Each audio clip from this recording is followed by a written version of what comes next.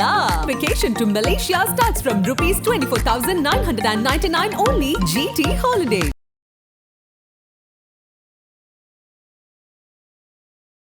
Sir, இப்போ Virat Kohli, Rohit Sharma, Jadeja and ராகுல் டிராவிட் இவங்க இல்லாமல் இந்தியன் கிரிக்கெட் டீம் புதுசாக T20s விளையாட போகிறாங்க. அண்டு புதுசாக கோச்சா கம்பீர் வந்திருக்காரு.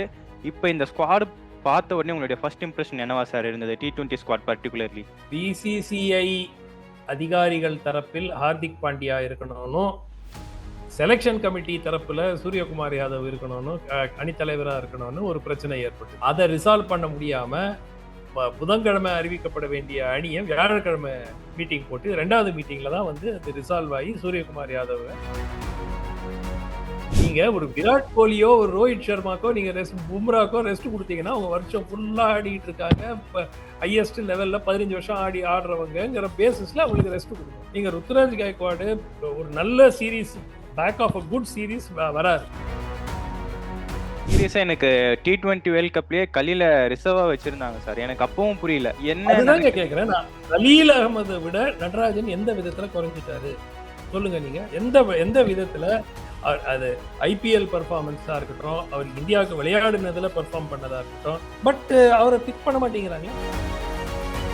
சடனா இந்த இடத்துல பும்ரா இல்ல, ஷம்மிக்கு இன்ஜுரி இருக்கு. ஸோ அவருடைய பேரே உள்ள வரலையே. அப்ப அவரு என்ன தப்பு பண்ணிட்டாரு அவர் அந்த ஸ்குவாட்ல எல்லாம் போறதுக்கு அப்படின்ற ஒரு கேள்வி வந்திருக்கு சார். அது யாருக்குமே புரியலைங்க. அதான் சொல்றேனே, சிலர் ஏன் வந்து தொடர்ந்து வாய்ப்பு கொடுக்கப்படுகிறது, சிலருக்கு வந்து சுத்தமா நான் ஒரு விஷயம் மட்டும் ஆனா உறுதியா சொல்றேங்க, நம்மளுடைய போலிங் அட்டாக் இன்னொரு 2 வருஷத்துல கிட்டத்தட்ட பும்ராவின் தலையில தான் இருக்க போகுது. ஐபிசி தமிழ் நேயர்களுக்கு வணக்கம். Indian cricket team T20 world cup win பண்ணதுக்கு அப்புறமா எப்ப விளையாட போறாங்க, என்ன சீரிஸ் விளையாட போறாங்க அப்படிங்கிற கேள்விக்கெல்லாம் பதிலா ஸ்ரீலங்கா சீரிஸ்ல விளையாட போறாங்க அப்படின்ற ஒரு பதில் இருந்தது. அதை தாண்டி அந்த ஸ்குவாட்ல யார் இடம்பெற போறாங்க அப்படிங்கிற ஒரு எதிர்பார்ப்பு நமக்குள்ள இருந்தது. அதுக்கான பதில் நமக்கு BCCI கிட்ட இருந்து நேற்று கிடைச்சிருக்கு. அதை பத்தி இப்ப நம்ம டிஸ்கஸ் பண்றதுக்காக நம்ம கூட சுமன் ஸ்ரீராமன் சார் இணைஞ்சிருக்காரு. சார் வணக்கம் சார். வணக்கம் சார், இப்ப விராட் கோலி, ரோஹித் சர்மா, ஜடேஜா அண்ட் ராகுல் டிராவிட் இவங்க இல்லாம இந்தியன் கிரிக்கெட் டீம் புதுசா T20s விளையாட போறாங்க. அண்டு புதுசா கோச்சா கம்பீர் வந்திருக்காரு. இப்போ இந்த ஸ்குவாடு பார்த்த உடனே உங்களுடைய ஃபர்ஸ்ட் இம்ப்ரெஷன் என்னவா சார் இருந்தது? T20 ஸ்குவாட் பர்டிகுலர்லி T20 ஸ்குவாடை பார்த்து நிறைய விஷயங்கள் எனக்கு புரியாத விஷயங்கள் இருக்கு. அந்த ஸ்குவாடை பொறுத்த வரைக்கும் ஒன்று, இதுல வந்து முதல்ல கேப்டன் யாராக இருக்கணுங்கிறதுனால அந்த செலெக்ஷன் மீட்டிங்கே வந்து போஸ்ட்போன் ஆயிடுச்சு ஒரு நாள். அது எல்லாருக்கும் தெரியும்னு நினைக்கிறேன். ஆமா சார். ஆமா. BCCI அதிகாரிகள் தரப்பில் ஹார்திக் பாண்டியா இருக்கணும்னு, செலெக்ஷன் கமிட்டி தரப்புல சூரியகுமார் யாதவ் இருக்கணும்னு, அணித்தலைவராக இருக்கணும்னு ஒரு பிரச்சனை ஏற்பட்டது. அதை ரிசால்வ் பண்ண முடியாம புதன்கிழமை அறிவிக்கப்பட வேண்டிய அணியை வியாழக்கிழமை மீட்டிங் போட்டு 2வது மீட்டிங்ல தான் வந்து அது ரிசால்வ் ஆகி சூரியகுமார் யாதவ் கேப்டனா அறிவிக்கிறாங்க. ஸோ அதுவே வந்து ஒரு ஒரு சர்ச்சையை ஏற்படுத்தியது. ஏன் இந்த மாதிரி, அதுவும் கௌதம் கம்பீர் புது ஹெட் கோச்சா வந்திருக்கிற முதல் சீரீஸ் இதுதான். அதுவே வந்து இந்த மாதிரி ஒரு சிச்சுவேஷன்ல கான்ட்ரவர்சியில வருது. 2வது, இந்த அணியை பொறுத்த வரைக்கும் நிச்சயமா நான் எதிர்பார்த்தது ருத்துராஜ் கைக்வாடுக்கு ஒரு இடம் கிடைத்திருக்கும். இப்போ இதுல எனக்கு புரியாத சில கிரிக்கெட்டர்ஸ், ரியான் பராக் எங்கிருந்து என்ன, what has he done to deserve the place ahead of Ruturaj Gaikwad? எனக்கு அது புரியல. சரி, இவர் மிடில் ஆர்டர்ல ஆடுவாரு அப்படிங்கிற பேசிஸ்ல போனா கூட என்ன ஆக்சுவலா ஸ்பெக்டாகுலரா பண்ணியிருக்காரு அப்படிங்கிறது எனக்கு உண்மையாவே எனக்கு தெரியல. ஸோ அது வந்து ஒரு விஷயம். ஓடிஐ ஸ்குவாட்ல சஞ்சு சாம்சன் இல்லாதது நிச்சயமா அதுவும் ஒரு ஒரு புரியாத. பட் ஃபர்ஸ்ட் T20 பார்த்தோம்னா சிலர் வந்து இனிமே கன்சிடர் ஆக மாட்டாங்களோ அப்படிங்கிற சந்தேகம் எழுப்பப்படுகிறது. உதாரணத்துக்கு செஹல் வந்து இனிமே அவங்க கன்சிடரேஷன்ல இருப்பாரா இருக்க மாட்டாரா அப்படிங்கிறது ஒரு பெரிய கேள்விக்குறியாயிடுச்சு. கலீல் அகமது ஒரு பார்டர் லைன் செலெக்ஷன். அவர் இந்த உலகக்கோப்பை இதுலயே வந்து ரிசர்வ் பிளேயர்ஸ் லிஸ்ட்ல இருந்தாரு. அவர் வராரு. எனக்கு இதுல பிடித்த விஷயம், வாஷிங்டன் சுந்தருக்கு மீண்டும் வாய்ப்புகள் கிடைக்கின்றன 2 அணிகளிலும். அதாவது ஓடிஐ ஸ்குவாட்லயும் இருக்காரு, T20 ஸ்குவாட்லயும் இருக்காரு. பட் எனக்கு இந்த ஸ்குவாட்ல ரியான் பராக், சிவம் துபே கூட ஒன்றும் ஒரு ஸ்பெக்டாகுலரா ஒன்றும் பெருசா செய்யலை. ஸோ அவர் பிளேஸ் கூட ஒரு ஒரு கேள்விக்குறி தான். ஸோ இந்த ரெண்டு plus of course Khaleel and the options of இவங்க Chahal and the options of Ruturaj Gaikwad, அதெல்லாம் வந்து ஒரு ஒரு questionable decisions-ஆ தான் நான் பார்க்குறேன். Okay sir. எனக்கு இதுல என்ன டவுட் இருக்குன்னா சார், இப்ப ருத்துராஜ் கெய்க்வாட அவங்க என்ன பண்ணியிருக்காங்க? ரெஸ்ட் பண்ணியிருக்காங்களா? டிராப் பண்ணியிருக்காங்களா? அப்படிங்கிற ஒரு கொஸ்டின் எனக்கு பர்சனலா வந்திருக்கு. ஏன்னா ஏர்லியரா நம்ம பார்த்திருக்கோம். சஞ்சு சாம்சன் வந்து பார்த்தோம்னா, உள்ள வருவாரு. ஒரு சில மேட்சஸ் வாய்ப்புகள் கிடைக்கும். அதுல சில சமயங்கள் அவரால நல்லா பண்ண முடியாம இருந்த சிச்சுவேஷன்ஸும் இருக்கு. அகைன் அவர் அந்த டீம்ல இல்லாம போவாரு. ஸோ இந்த மாரி இப்ப ருத்துராஜ் கெய்க்வாட் பெர்ஃபார்ம் பண்ணியிருக்காரு. அவர ரெஸ்ட் பண்றாங்களா? இல்ல அவர டிராப் பண்ணியிருக்காங்களா? இந்த நியூஸ் வந்து என்னவா சார் இருக்கும்? அவர் என்ன வயசானவரா? அவருக்கு ரெஸ்ட் கொடுக்க வேண்டிய அவசியத்துக்கு இவர்கள்லாம் இந்த யங்கர் கிரவுடு வந்து எப்படியாவது ஒரு சான்ஸ் கிடைக்குமான்னு காத்துட்டு இருக்கிறவங்க. நீங்க ஒரு விராட் கோலியோ ஒரு ரோஹித் சர்மாக்கோ நீங்க பும்ராக்கோ ரெஸ்ட் கொடுத்தீங்கன்னா அவங்க வருஷம் ஃபுல்லா ஆடிட்டு இருக்காங்க. இப்போ ஹையஸ்ட் லெவல்ல 15 வருஷம் ஆடுறவங்கிற பேசிஸ்ல அவங்களுக்கு ரெஸ்ட் கொடுக்கணும். நீங்க ருத்துராஜ் கைக்வாடு ஒரு நல்ல series, back of a good series வராரு. அப்போ நிச்சயமா அவருக்கு ஒரு வாய்ப்பு கொடுக்கறதுல அவர் கேட்டாரா? அந்த மாதிரி பிசிசிஐ சொன்ன மாதிரி எங்கேயுமே தெரியலையே. எனக்கு ஓய்வு வேணும், இல்ல I am not available due to personal reasons ஏதாவது சொன்னாங்களா? அந்த மாதிரி நான் எந்த செய்தியும் பார்க்கல. ஸோ நிச்சயமா அது ஒரு கேள்வி எழுகிறது, எந்த காரணத்தினால. அண்ட் அப்படி ஒரு சப்ஸ்டிடியூட் பிளேயர்னா ரியான் பராக எப்படி நீங்க சூஸ் பண்ணீங்க? இல்ல என்ன ஐபிஎல்ல வந்து ஸ்பெக்டாகுலரா பண்ணிட்டாரு அந்த மாதிரியும் இல்லை.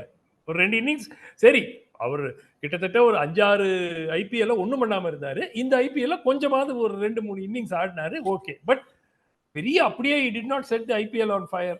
ஒன்றும் பெருசா அப்படியே டிராமாட்டிக்கா ஒரு ஸ்டார் மாதிரி ஆளியே. அப்ப எதுக்கு நீங்க திடீர்னு அவரை கொண்டு வந்து உட்காரிக்கிறீங்க டீம்ல? எஸ்எம்ஐபில அவருக்கு ஒரு டீசென்ட்டான ஒரு டோர்னமெண்ட் இருந்தது சார் ப்ரீவியஸ் இயர். அதை ஃபாலோ பண்ணிட்டு ஐபிஎல் டீசென்ட்டா பண்ணியிருந்தாரு. இல்லைங்க, ஐபிஎல்ல அவர் வந்து எனக்கு தெரிந்த வரைக்கும் கிட்டத்தட்ட 6-7 வருஷமா ஆடிட்டு இருக்காரு. ஒண்ணுமே பண்ணாம ஆடிட்டு இருக்காரு. இன்ஃபேக்ட் எல்லாரும் வந்து கிண்டல் அடிக்கிற அளவுக்கு அவர் இந்த வருஷம் சுமாரா ஆடினார். அதை நான் ஏத்துக்கிறேன். ஆனால் இந்தியன் டீம்ல ஃபோர்ஸ் பண்ற அளவுக்கு அது ஆடி இருக்காரா? சரி, சிவம் துபே எதுக்கு ஓடிஐ டீம்ல இருக்காரு?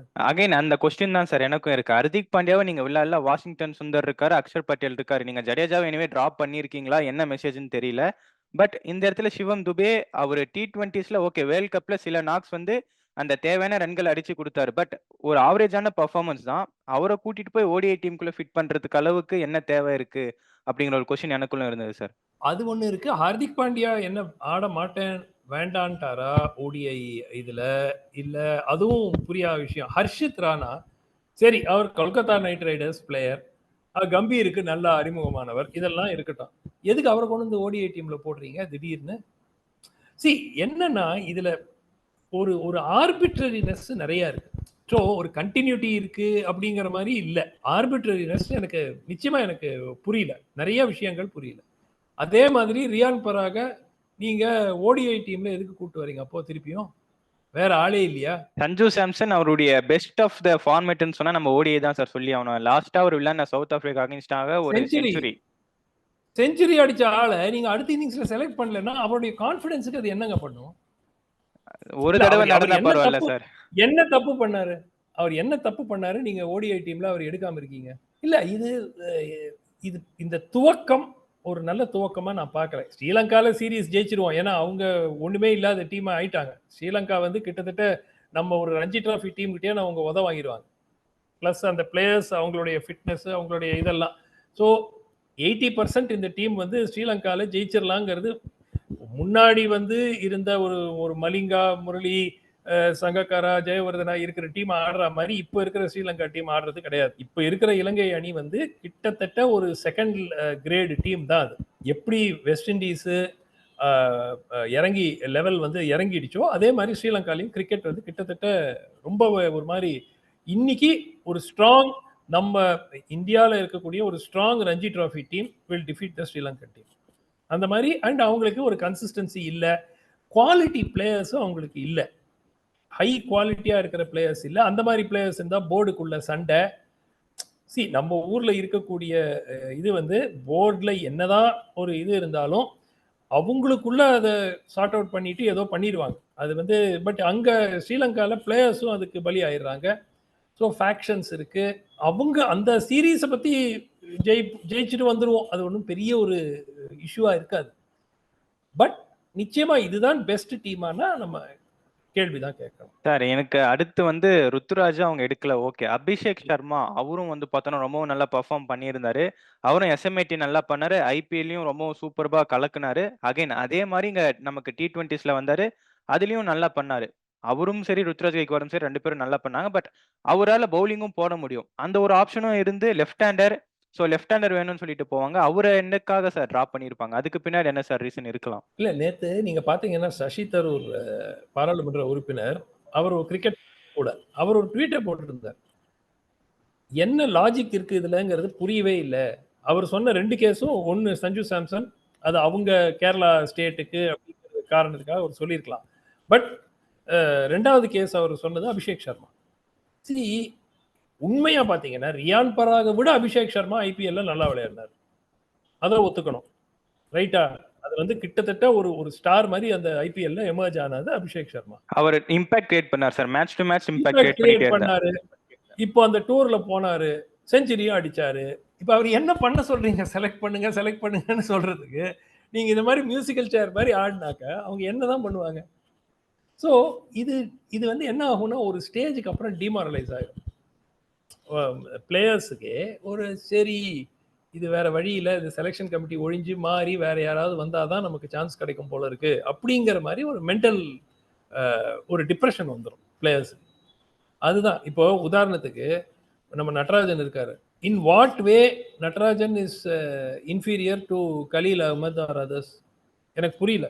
சீரியஸா எனக்கு T20 வேர்ல்ட் கப்லயே கலீல ரிசர்வா வச்சிருந்தாங்க சார். எனக்கு அப்பவும் புரியல என்ன கேக்குறேன். நான் கலீல் அகமதை விட நட்ராஜன் எந்த விதத்துல குறைஞ்சிட்டாரு சொல்லுங்க நீங்க. எந்த விதத்துல? அது ஐபிஎல் பர்ஃபார்மன்ஸா இருக்கட்டும், அவர் இந்தியாவுக்கு விளையாடுனதுல பர்ஃபார்ம் பண்ணதா இருக்கட்டும், பட் அவரை பிக் பண்ண மாட்டேங்கிறாங்களே. ஸோ இது பல விஷயங்கள் வந்து இதுல புரியாம இருக்கு. அது வந்து நம்ம அப்படியே எப்பவுமே ஒரு டீம் ஜெயிக்கும் போது எல்லாம் அப்படியே அடிச்சுட்டு போயிடும். யாரு என்ன சொன்னாலும் அதை மக்கள் வந்து கடந்து போயிடும். ஏன்னா டீம் ஜெயிக்குது இல்ல. இது டீம் தோக்க ஆரம்பிச்சதுன்னா இதெல்லாம் பெரிய விஷயம், பூதாகரமா வரும். என்னங்க இப்படி ஒரு முட்டாள்தனமா செலக்ட் பண்ணீங்க? அதெல்லாம் வந்து எப்போ வரும்னா டீம் தோக்கும் போது. இப்ப நாளைக்கு கலீலோ ரியான் பராகோ ஒன்றும் பண்ணாம கூட டீம் ஜெயிச்சிருச்சுன்னா எல்லாரும் வாய மூடிடுவாங்க. அவ்வளவுதான் சார். எனக்கு வந்து அடுத்ததா இருக்கக்கூடிய ஒரு டவுட் வந்து வைஸ் கேப்டனா சுப்மன் கில்ல வந்து இவங்க ஓடிஐலையும் சுப்மன் கில் வைஸ் கேப்டன், T20ஸ்லயும் சுப்மன் கில் வைஸ் கேப்டன். இது என்ன மெசேஜ் சார் கொடுக்குது? ஈவன் இந்த கிரிக்கெட்டர்ஸ்க்கா இருக்கட்டும், இல்ல ஃபேன்ஸ்க்கா இருக்கட்டும். ஸோ இனி நாங்க பிசிசிஐ இந்தியன் கிரிக்கெட் டீம் இப்படிதான் ப்ராசஸ் ஆக போறோம், இதுதான் எங்களுடைய இன்டென்ஷன் அப்படின்னு சொல்லிட்டு அவங்க போறாங்களா? இல்ல கில்ல அவங்க வந்து என்னவா சார் போர்ட்ரேட் பண்றாங்க? அதாவது first of all Hardik Pandya Rohit சர்மாவுடைய வைஸ் கேப்டன், கரெக்டா? இப்போ ரோஹித் சர்மா இல்லாத போது லாஜிக்கலா அவர் தானே T20 ஸ்குவாட்ல கேப்டன் ஆயிருக்கணும். ஆமா சார். அவரை கேப்டனாகவும் ஆக்கல, வைஸ் கேப்டனாகவும் ஆக்கல. அவர் வெறும் ஒரு ஆர்டினரி பிளேயரா நீங்க செலக்ட் பண்ணிருக்கீங்க, கரெக்டா? அப்படிதான் சார் இப்ப ஸ்குவாட்ல வந்து சொல்லியிருக்காங்க. So much junior to Hardik Pandya தான் உங்களுக்கு சுப்மன் கில். அவர் இந்த டீமினுடைய வைஸ் கேப்டன். ஸோ மேபி இவங்க என்ன பார்க்குறாங்க, ஒரு ஃபியூச்சர், ஒரு நெக்ஸ்ட் 5 இயர்ஸ் 10 இயர்ஸுக்கு ஒரு ஃபியூச்சர் இந்தியா கேப்டனா கில்ல பார்க்குறாங்க. இப்போ ஓடிஐ ஸ்குவாட்ல மேபி மேக்சிமம் இன்னும் ஒரு வருஷம் 1.5 வருஷம் தான் ரோஹித் சர்மா, விராட் கோலி எல்லாம் விளையாடக்கூடும். அப்போ அடுத்த கட்டமாக யார் வருவாங்கன்னு பார்க்கும்போது they want to probably groom Shubman Gill. அதே மாதிரி கேஎல் ராகுலையும் ஓவர் லுக் பண்ணிட்டாங்க. அவர் அணியில் இருக்காரு, but he is also senior to Shubman, but he is not a captain, he is not even a vice captain here. அது ஒரே காரணம் எனக்கு தோணுது, மேபி தே ஐடென்டிஃபை சம், அவருக்கு நல்ல ஒரு லீடர்ஷிப் எபிலிட்டி இருக்கும் அப்படின்னு நம்புறாங்களோ என்னவோ. குஜராத் டைட்டன்ஸ்ல அது ஒன்றும் பெருசா ஒரு லீடர்ஷிப் குவாலிட்டிஸ் காட்டின மாதிரி தெரியல.